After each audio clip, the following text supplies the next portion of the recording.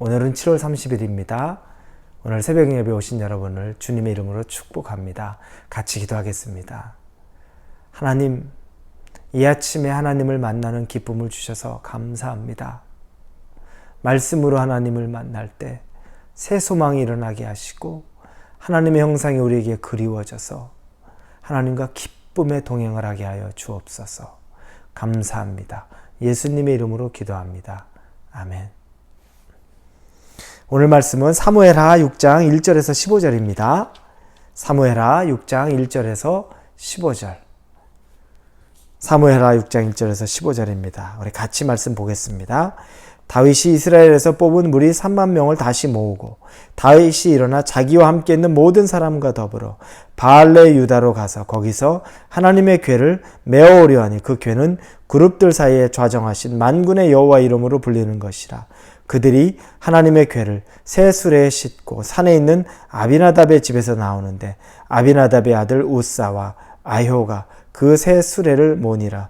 그들이 산에 있는 아비나답의 집에서 하나님의 궤를 싣고 나올 때 아효는 궤 앞에서 가고 다윗과 이스라엘 온 족속은 잣나무로 만든 여러 가지 악기와 수금과 비파와 소고와 양금과 제금으로 여호와 앞에서 연주하더라. 그들이 나곤의 타작마당에 이르러서는 소들이 뛰므로 우사가 손을 들어 하나님의 궤를 붙들었더니 여호와 하나님이 우사가 잘못함으로 말미암아 진노하사 그를 그곳에서 치시니 그가 거기 하나님의 궤 곁에서 죽으니라. 여호와께서 우사를 치심으로 다윗이 분하여 그곳을 베레스 우사라 부르니 그 이름이 오늘까지 이르니라. 다윗이 그날에 여호와를 두려워하여 이르되 여호와의 궤가 어찌 내게로 오리오 하고 다윗이 여호와의 궤를 옮겨 다윗성 자기에게로 메어가기를 즐겨하지 아니하고 가드 사람 오베데돔의 집으로 메어간지라. 여호와의 궤가 가드 사람 오베데돔의 집에서 석 달을 있었는데 여호와께서 오베데돔과 그의 온 집에 복을 주시니라. 어떤 사람이 다윗 왕에게 아뢰어 이르되 여호와께서 하나님의 궤로 말미암아 오베데돔의 집과 그의 모든 소유에 복을 주셨다 한지라. 다윗이 가서 하나님의 궤를 기쁨으로 메고 오베데돔의 집에서 다윗성으로 올라갈세. 여호와의 궤를 맨 사람들이 6걸음을 가매 다윗이 소와 살진 송아지로 제사를 드리고 다윗이 여호와 앞에서 힘을 다하여 춤을 추는데 그때 다윗이 배 에봇을 입었더라. 다윗이 온 이스라엘 족속이 즐거이 환호하며 나팔을 불고 여호와의 궤를 메어오니라. 오늘 장면은 여호와의 궤가 다윗성으로 들어오는 과정을 살펴보고 있습니다. 이 여호와의 궤는 블레셋의 싸움에서 패하여서 블레셋 사람들에게 있다가 그들에게 다시 여호와의 궤가 돌려받은 후에 아비나답의 집에 있었던 것을 우리는 그 전에 말씀을 통해 알고 있습니다.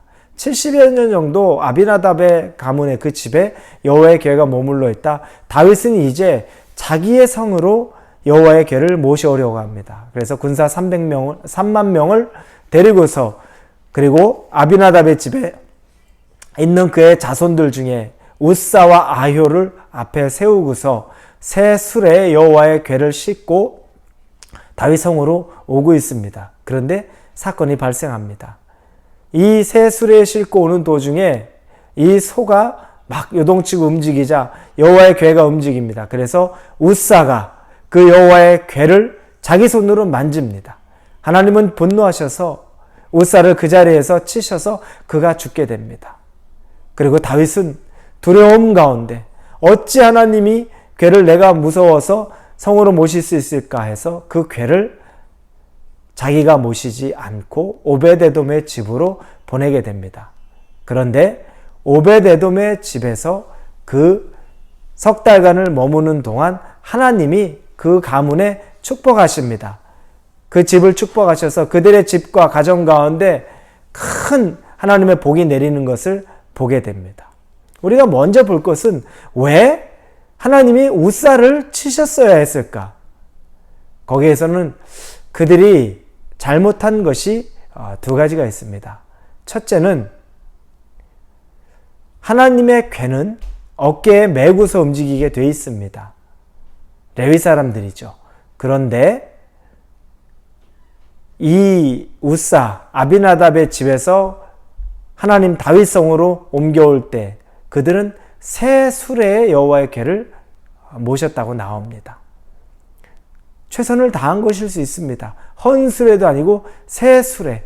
그러나 아무리 새 것이어도 수레가 아니라 사람이 레위 지파 중에서 거앗 자손이 어깨에 메고 가야 되는 것이 바로 하나님의 율법입니다. 그들은 그 부분에 대해서 미스한 겁니다. 그리고 또 하나 더 결정적인 것은 여호와의 궤는 아무나 만질 수 있는 것이 아닙니다. 그런데 수레에서 여호와의 궤가 움직이자 웃사가 아무렇지도 않게 그 여호와의 궤를 손으로 만집니다. 하나님이 원하지 않은 율법에 금지하고 있는 일을 두 가지가 일어난 겁니다. 이 두 가지가 우연이었을까요? 우연은 아니었을 겁니다. 왜 그렇습니까? 이 일들이 하나님이 말씀하시는 것은 우연으로 수레에 실은 것도 아닐 것이고 그리고 우연으로 손에 만진 것도 아닐 것입니다. 뭐냐면 사사시대를 지내고 그리고 격변기를 지내면서부터 이 율법이 사람들 마음속에서 조금씩 왜곡됐을 수가 있고 조금씩 느슨해졌을 수가 있는 겁니다. 마지막 사사가 사무엘이었죠. 사사시대에는 하나님의 법을 자기 마음대로 해석하는 경향이 있었다는 것을 우리는 알고 있었습니다. 자기의 소견에 옳은 대로 살았다는 것이 사사시대를 지내는 우리가 정의하는 말 중에 하나였습니다. 그러면서 여호와의 율법에 대해서 그들이 조금 마음에 느슨한 마음을 가졌기 때문에 이 두 가지가 한꺼번에 일어날 수가 있었던 거죠. 여호와의 궤를 움직이는데 그래서 사고가 났던 겁니다. 다윗은 상처를 받았어요. 그래서 이 여호와의 궤를 내가 두려워서 어떻게 성으로 모십니까? 라고 하면서 오베데돔의 집으로 보냅니다. 마음속에 상처가 생기니까 하나님이 어떻게? 하나님이 굉장히 무서운 분이다. 근데 무서운 분이라는 건 다 알고 있습니다. 그런데 지나치게 그분이 반응한다라고 생각을 할 수 있었던 거죠. 왜냐하면 너무 두려운 상황에서 그렇게까지 하셨어야 되나라는 생각도 막 들면서 하나님 그래가지고 하나님 내가 모실 수 있을까? 하나님과 동행할 수 있을까? 이렇게 센서티브하고 이렇게 갑자기 분을 내시는 분이라면 이런 생각도 들었을 수 있습니다. 여러분 우리도 신앙생활하면서 하나님에 대해서 내가 하나님에 대해서 편안한 마음 가졌는데 하나님이 나의 작은 잘못에 불같이 반응하실 때가 있죠. 아니 내가 늘 그랬던 것도 아니고 그냥 그거 한번 지나갔는데 하나님이 불같이 반응을 합니다. 어떻게 하나님 너무 가혹하지 않아요? 그럴 수 있습니까? 라고 이야기할 수도 있겠죠. 다윗이 어떻게 보면 하나님에 대해서 친밀한 하나님이었는데 상처를 받은 거예요. 그러면서 하나님 어떻게 내가 하나님 모시겠습니까? 라고 난 못합니다. 그런데 그게 극복되는 게 뭡니까? 그리고 그것이 잘못된 생각이라고 하는 것이 무엇입니까? 오베데돔의 집에 석 달간 여호와의 궤가 있는 동안 그 가정은 축복을 받습니다. 말할 수 없는 복을 받았다고 오늘 본문에 자세히 나옵니다. 그리고 그 소식을 들은 다윗은 기뻐하죠. 마음이 치유가 되는 겁니다. 하나님을 동행하고 온전히 하나님에게 하나님의 법을 준수하고 그분이 기뻐하시는 삶, 그래서 그분하고 온전히 동행하면 하나님과 함께함은 그 자체가 복입니다. 축복입니다.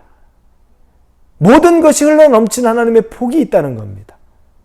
그런데 그게 잠시 왜곡되고 상처로 남아있는데 오베데돔이 하나님의 복을 받았다는 얘기를 듣고서 다시 다윗은 생각하죠. 그렇지.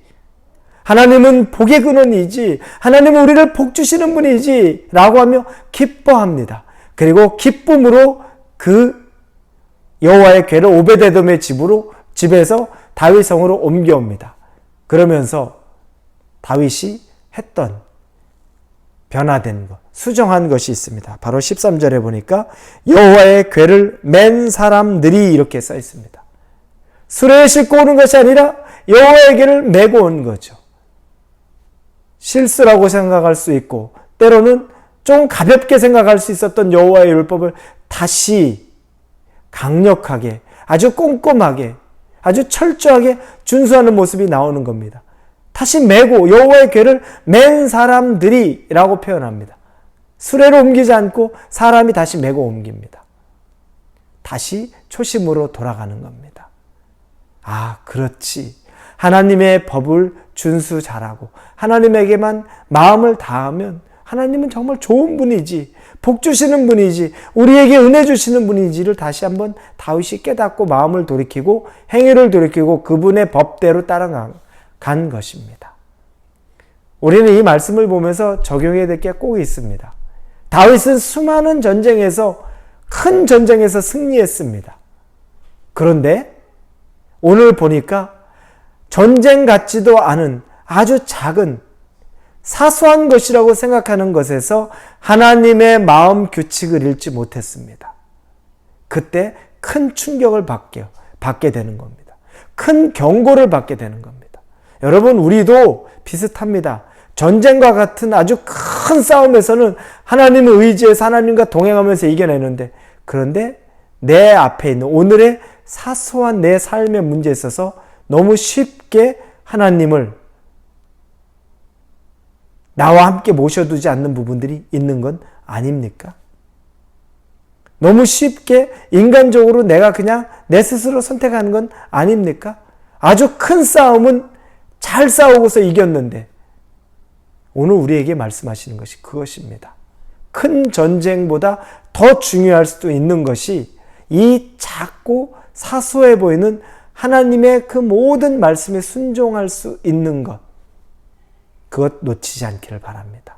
오늘 하루를 사시면서 전쟁 치르듯이 잘 지켜왔던 것, 그런데 삶 속에서 작은 부분에서 가정이나 직장이나 사람의 관계나 하나님의 개인적인 관계에 있어서 놓치고 있는 것이 있다면 그 부분에 대해서 다시 뜻을 돌이켜서 수레에 실어서 내 편한 대로 했던 것이 있다면 어깨에 메고 수고롭게 그러나 귀하게 하나님과 동행할 수 있기를 주님의 이름으로 축복합니다. 기도합니다.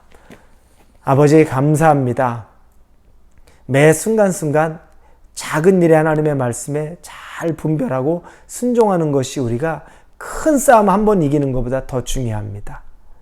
여호와의 궤를 새술에, 내 생각대로 새술에 싣고서 움직이는 것이 아니라 수고롭지만 내 어깨에 메고 귀하게 그분을 모시는 그 삶을 오늘 살아가게 하여 주옵소서. 감사하며 예수님의 이름으로 기도합니다. 아멘.